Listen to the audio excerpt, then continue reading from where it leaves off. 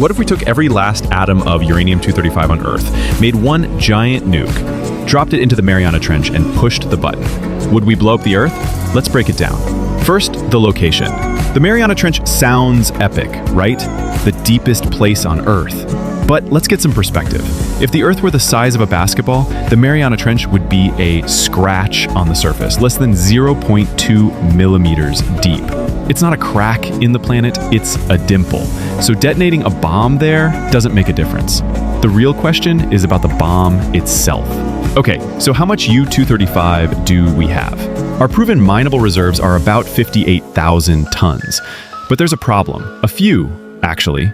First, you can't just pile 58,000 tons of U-235 together. It has a critical mass of 52 kilograms. Anything more than that, and it starts its own chain reaction.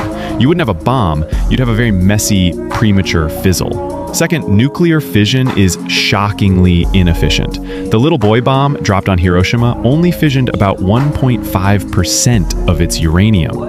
Modern bombs are better, but still only hit maybe 20%. But let's ignore all that. Let's say we have alien cheat codes and can make all 58,000 tons react with 100% efficiency. The energy released would be about 4.8 times 10 to the 1% joules. That sounds like a lot, but how much is it really? The asteroid that wiped out the dinosaurs, it hit with about 4.2 times 10 to the 1%, 2 joules. That means our all the uranium we can mine bomb is just 1% of the power of the dino killer. It wouldn't crack the Earth, it would barely scratch the paint. But wait, you say, that's just the uranium we found. What about all of it in the entire planet? Great question.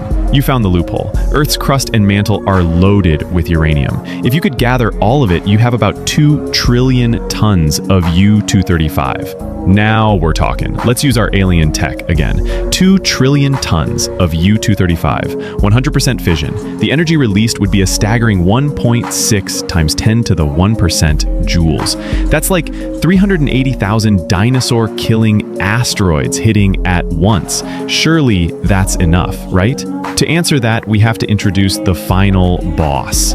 Earth's gravitational binding energy. This is the raw energy holding our planet together. It's the minimum amount of power you'd need to completely overcome Earth's gravity and shatter it into pieces. That number is a fixed value, 2.24 times 10 to the 1% joules. So let's compare. Our ultimate theoretical impossible nuke, it has less than 0.1% of the energy needed to crack the planet. It's a firecracker trying to demolish a skyscraper. The takeaway? Our planet is an absolute tank. It's incredibly tough and ridiculously hard to destroy.